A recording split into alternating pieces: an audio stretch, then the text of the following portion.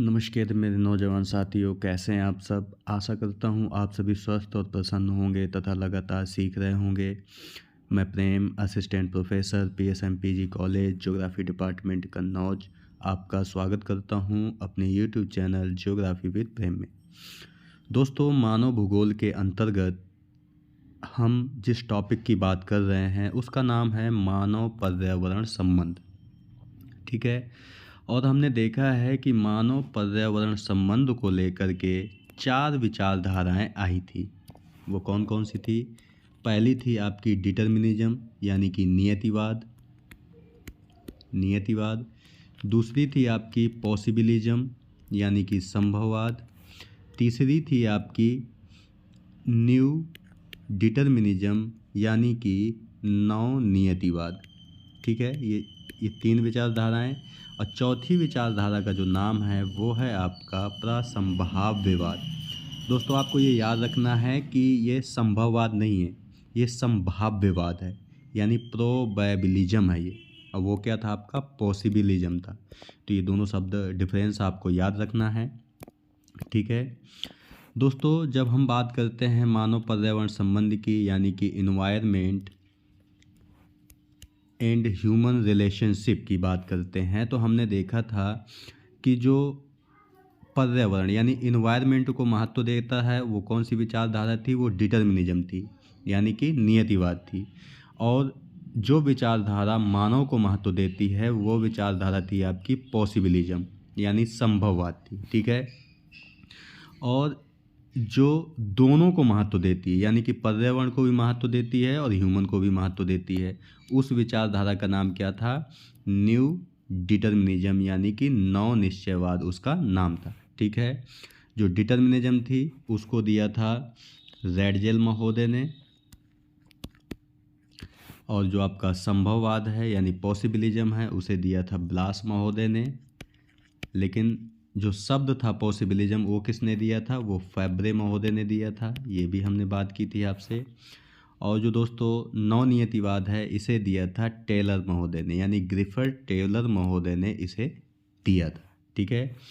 तो चलिए अब बात करते हैं हम प्रसंभाव्यवाद की, जो कि हमारी अगली विचारधारा है। ठीक है। सबसे पहले तो इसे दिया किसने था? तो ब्रिटिश भूगोलवेत्ता थे स्पेट, OHK स्पेट महोदय ने 1957 में प्रसंभाव्यवाद संकल्पना को प्रतिपादित किया था। तो आपको ये याद रखना है कि किसने दिया था? तो OHK स्पेट ने दिया था। कब? तो 1957 में। और ये कहाँ के थे? तो ब्रिटेन के थे, यानी ब्रिटिश यानी इंग्लैंड के थे। और इनकी संकल्पना का नाम था प्रसंभाव्यवाद। एक चीज़ और दोस्तों, हमने यहाँ पर देखा है कि जो आपकी पहली विचारधारा थी जो कि डिटर्मिनिज्म थी, वो कौन सी विचारधारा थी? वो जर्मन विचारधारा थी। दूसरी विचारधारा जो पॉसिबिलिज्म थी वो कहाँ की विचारधारा थी? तो फ्रांस की विचारधारा थी। तीसरी विचारधारा जो थी न्यू डिटर्मिनिज्म, वो अमेरिका की विचारधारा थी। ठीक है। और जो ये चौथी विचारधारा है आपकी, ये प्रोबेबिलिज्म है, जो ये आपकी है ब्रिटेन की। तो ये भी आपको डिफरेंस याद रखना है। ठीक है। चलिए आगे बात करते हैं। यहाँ पे OHK स्पेट महोदय का एक चित्र दिखाया गया है, इन्हें भी आप देख सकते हैं। देखते हैं कि इस विचारधारा में प्रमुख था क्या। दोस्तों, इस विचारधारा के अनुसार भूतल के विभिन्न भागों की प्राकृतिक दशाओं में विविधता व तथा विलक्षणता पाई जाती है। कहने का मतलब ये है कि जैसी प्राकृतिक दशाएं अमेरिका के होंगी, या मान लीजिए अमेरिका है, वैसी प्राकृतिक दशाएं इंडिया की नहीं होंगी। ये मान लीजिए अमेरिका है, ये आपका इंडिया है। तो यही बताया जा रहा है कि जो भूतल है आपका, उसके विभिन्न भागों की प्राकृतिक दशाओं में विविधता और विलक्षणता पाई जाती है। ठीक है। यानी कहने का मतलब एग्जाम्पल आप कोई भी ले सकते हो कि अमेरिका की प्राकृतिक दशाएं एक जैसी नहीं होंगी, वो भारत से अलग होंगी, या भारत की प्राकृतिक दशाएं अमेरिका से अलग होंगी। इसी में उनकी विविधता भी होगी और विलक्षणता भी पाई जाएगी। ठीक है। किसी प्रदेश में कोई तत्व मानव के लिए अधिक उपयोगी है तो अन्य क्षेत्र में दूसरा तत्व। ठीक है, यानी दोस्तों कहने का मतलब है, अगर हम फिर से अमेरिका का एग्जाम्पल ले लें यहाँ पे, तो कोई जैसे मान लीजिए अमेरिका है, तो यहाँ पर कोई एक तत्व है जो ज़्यादा उपयोगी है मानव के लिए। ठीक है, तो वह भारत के लिए यानी इंडिया के लिए वह तत्व उपयोगी हो भी सकता है, नहीं भी हो सकता है, दोनों बातें हैं। ठीक है, तो ये आपको डिफरेंस याद रखना है कि एक प्रदेश दूसरे प्रदेश से भिन्न होता है। ठीक है, और वहाँ पर पाए जाने वाले तत्व भी भिन्न होते हैं। तो जाहिर सी बात है कि ये तत्व मान लीजिए बी मान लीजिए पॉपुलेशन है, ये तत्व बी के लिए उपयोगी तो हो सकता है लेकिन सी के लिए उपयोगी नहीं हो सकता। और जो इंडिया में जो तत्व पाए जा रहे हैं वो सी के लिए तो उपयोगी हो सकते हैं लेकिन बी के लिए उपयोगी नहीं हो सकते। ठीक है, तो ये चीज़ आपको याद रखनी है। उदाहरण के लिए मरुस्थल में सेब की खेती नहीं की जा सकती। क्यों? क्योंकि आपको पता है कि मरुस्थल में जो टेम्परेचर होता है वो बहुत ज़्यादा होता है और जो रेनफॉल होता है वो बहुत कम होता है। तो मरुस्थल में सेब की खेती नहीं की जा सकती, क्योंकि जो दोस्तों सेब है आपका वो ठंडे प्रदेशों का पौधा है। सेब ठंडे प्रदेशों में होता है और मरुस्थल में क्या है, गर्मी भी बहुत ज़्यादा है और वर्षा भी बहुत कम हो रही है। तो मरुस्थल में सेब की खेती नहीं की जा सकती। लेकिन अब ऐसा भी नहीं है कि मरुस्थल में कोई खेती ही नहीं की जा सकती। ठीक है, पर मोटे अनाज की खेती की जा सकती है। मरुस्थल में सेब की खेती नहीं की जा सकती। क्यों? क्योंकि मरुस्थल में सेब के लिए अनुकूल दशाएं नहीं हैं। लेकिन मोटे अनाज की खेती की जा सकती है, क्योंकि मोटे अनाज के लिए वहाँ पर उपयोगी दशाएं हैं या अनुकूल दशाएं हैं। मोटे अनाज जैसे कि ज्वार, बाजरा, सरसों, मक्का आदि की खेती की जा सकती है। तो दोस्तों ये आप आराम से डिफरेंस अब आपको पता चल गया होगा कि एक प्रदेश में जो प्राकृतिक दशाएं हैं आपकी, वह प्रत्येक फसल के लिए उपयोगी नहीं हो सकती। इस चित्र में भी दोस्तों इंडिया का मैप है। यहाँ पर आपको भारत की जो प्रमुख फसल उत्पादक क्षेत्र हैं, मेजर क्रॉप्स एरियाज हैं, उन्हें दिखाया गया है। इस इंडिकेशन में आप देख सकते हैं कि ये जो कलर दिखाई दे रहा है आपको, ये राइस का कलर है। अब आप देख सकते हैं कि राइस हमारा कहाँ कहाँ हो रहा है। ये हमारे राइस के एरियाज हैं। ठीक है, यानी कि अगर हम चावल की खेती इन क्षेत्रों में करते हैं तो चावल का प्रोडक्शन अच्छा होगा। अब मान लीजिए चावल हम राजस्थान में यहाँ पे उगाने लगें मरुस्थल में, तो नहीं होगा। ठीक है, क्यों? क्योंकि अनुकूल दशाएं क्या हैं, यहाँ पर हैं, यहाँ पर कम है। उसी प्रकार आप व्हीट यानी गेहूं को देख सकते हैं। इसके अंतर्गत पंजाब, हरियाणा, उत्तर प्रदेश, मध्य प्रदेश का हल्का सा पार्ट, ये अनाज उत्पादन के लिए उपयोगी हैं। ज्वार के लिए भी देख सकते हैं आप दोस्तों, ये वाला एरिया है। इसमें महाराष्ट्र, कर्नाटक, तेलंगाना, मध्य प्रदेश का कुछ भाग ये आते हैं। यहाँ पर आपकी ज्वार की खेती होती है। ठीक है, बाजरे को भी देख सकते हो, राजस्थान का कुछ एरिया है, गुजरात के कुछ एरिया में बाजरे की खेती होती है, लेकिन संपूर्ण भारत में नहीं होती। ठीक है, फॉरेस्ट एरिया दिखाए गए हैं आपको। स्पर्श वेजिटेशन यानी कि विरल वेजिटेशन दिखाया गया है, विरल वनस्पति। इसमें आप देख सकते हैं कि पहाड़ी एरिया हैं जो वो लिए गए हैं।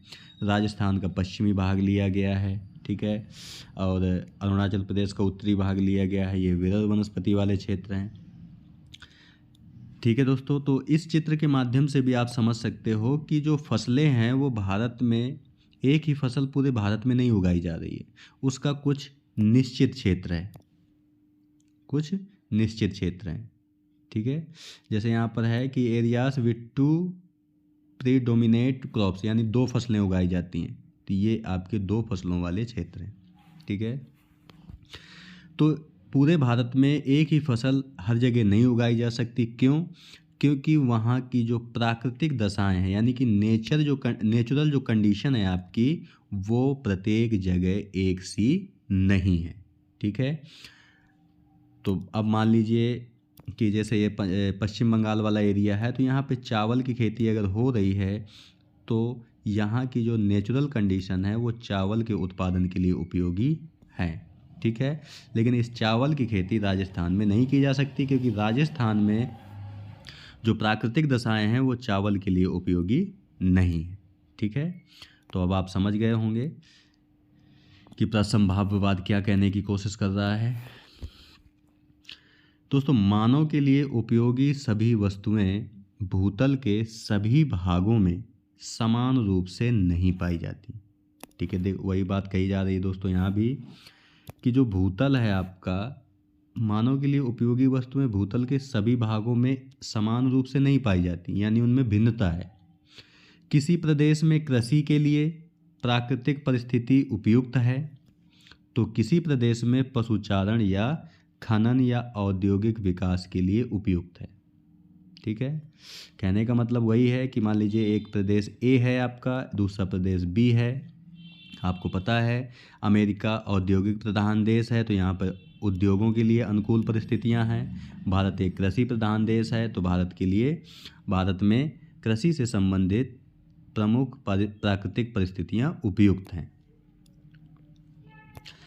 इस प्रकार प्रत्येक भू क्षेत्र में अनेक संभावनाएं विद्यमान होती हैं, जिनमें से कुछ अधिक लाभदायक होती हैं। यानी कि संभावनाएं प्रत्येक क्षेत्र में होती हैं, लेकिन वो किस चीज़ के लिए अधिक लाभदायक हैं वो हमें देखना होता है।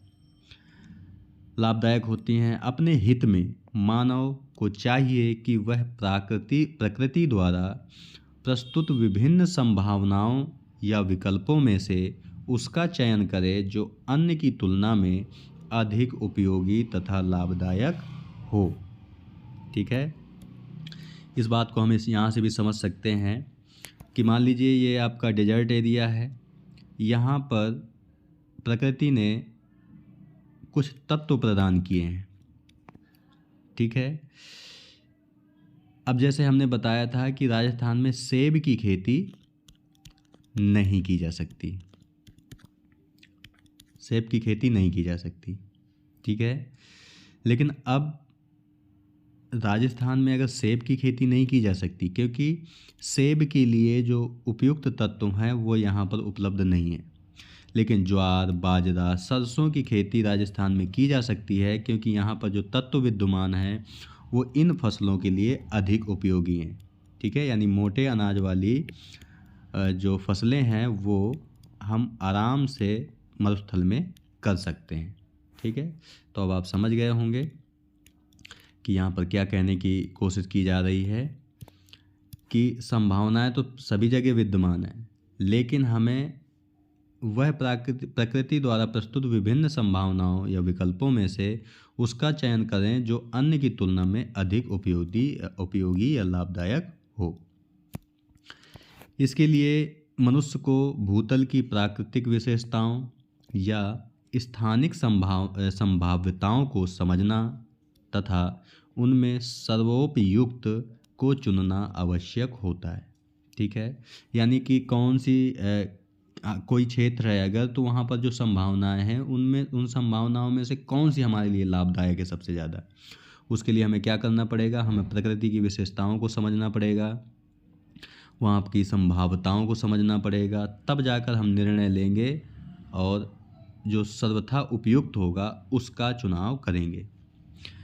प्रसंभाव्यवाद की संकल्पना पर्यावरण नियतिवाद और संभववाद के मध्य समन्वय पर बल देती है।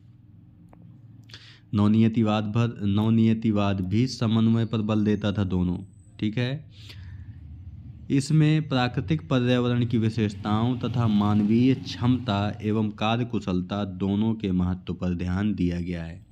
यानी कि इस संकल्पना में पर्यावरण पर भी ध्यान दिया गया है और मानव की कार्यकुशलता और क्षमता पर भी ध्यान दिया गया है। ठीक है, लेकिन ब्लास द्वारा प्रतिपादित संभववाद के ये अधिक निकट है। ये चीज़ आपको याद रखनी है कि महत्व तो दोनों को देता है प्रासंभाव्यवाद, पर्यावरण को भी और मानव को भी, लेकिन ये कहीं ना कहीं संभववाद के अधिक निकट है, यानी कहीं ना कहीं ये प्रकृति की अपेक्षा मानव को अधिक महत्व प्रदान करता है और उसका ही संशोधित रूप है ये।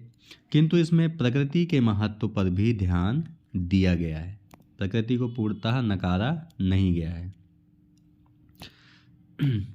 इस संकल्पना के अनुसार जिस प्रदेश में चावल की कृषि के लिए भौगोलिक दशाएं सर्वाधिक उपयुक्त हैं, जैसे पश्चिम बंगाल, वहाँ चावल की खेती के द्वारा ही सर्वाधिक उत्पादन प्राप्त किया जा सकता है और इसके स्थान पर यदि हम अन्य किसी फसल की खेती करने पर यानी करते हैं तो हमें क्या होगा, हानि होने की संभावना ज़्यादा होगी। तो अब आप समझ गए होंगे कि अगर पश्चिम बंगाल में जो प्राकृतिक दशाएं हैं वो चावल के लिए उपयुक्त हैं तो हम चावल की खेती ही करें। अब अगर हम वहाँ पे सेब की खेती करने लगें, जाकर के गन्ना की खेती करने लगें, तो उससे क्या होगा, हमारी हानि होने की संभावना ज़्यादा होगी, जबकि लाभ कमाने की संभावना किस फसल में होगी, चावल की फसल में। ठीक है।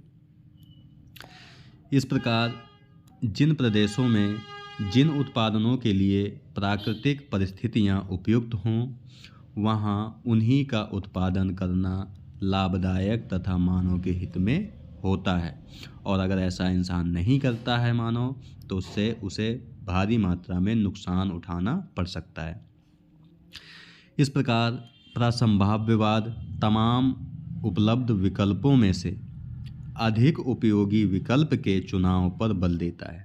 ठीक है, यानी एक स्थान है, मान लीजिए कि ये ए स्थान है, ये बी स्थान है। ठीक है, यहाँ पर भी 10 विकल्प उपलब्ध हैं और यहाँ पर भी 10 विकल्प उपलब्ध हैं। तो इन 10 विकल्पों में से जो बेस्ट विकल्प होगा, एक ही बेस्ट विकल्प होगा, उसका चुनाव करना। यहाँ पर भी 10 विकल्प हैं तो इस 10 में से जो एक विकल्प अधिक उपयोगी होगा और अगर हम इस विकल्प को चुन करके उत्पादन करते हैं तो उससे क्या होगा, लागत भी कम आएगी और मानव को फ़ायदा भी बहुत अधिक होगा। तो इसी की बात यहाँ पर की जा रही। ठीक है दोस्तों, तो दोस्तों आज के वीडियो में यहीं तक। आज हमने आपसे बात की संभाव्य विचारधारा के बारे में, जिसे OHK स्पेट ने 1957 में दिया था और ये ब्रिटिश भूगोलवेत्ता थे। इस विचारधारा को विभिन्न उदाहरणों के माध्यम से समझाने की कोशिश की गई, जिसमें हमने भारत के मेजर क्रॉप्स एरियाज़ को देखा कि कहाँ पर कौन सी फसल ज़्यादा उपयोगी हो सकती है। ठीक है, इन्हीं बातों को अपने तर्कपूर्ण माध्यम से समझाने की कोशिश की गई और बताया गया कि उपलब्ध विकल्पों में से हमें अधिक उपयोगी विकल्प का चुनाव करना चाहिए और उसी पर बल देना चाहिए। यही चीज़ दोस्तों आपकी पढ़ाई पर भी लागू होती है कहीं ना कहीं।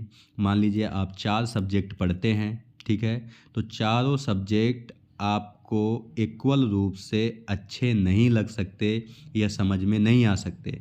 तो इन 4 में से जो आपको एक सब्जेक्ट होगा जो सबसे प्यारा सब्जेक्ट होगा आपका, आपको समझ में भी अच्छे से आता होगा और उसे समझा भी अच्छे से दे सकते हैं, तो आप इस पर अगर ज़्यादा काम करेंगे तो आपके लाभ होने की संभावना ज़्यादा होगी।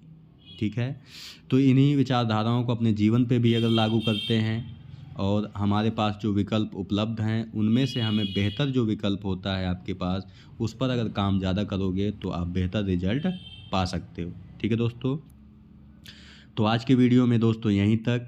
जो PDF होगा, PDF का लिंक आपको वीडियो के डिस्क्रिप्शन बॉक्स में मिल जाएगा, जहां से डाउनलोड करके आराम से पढ़ सकते हैं आप।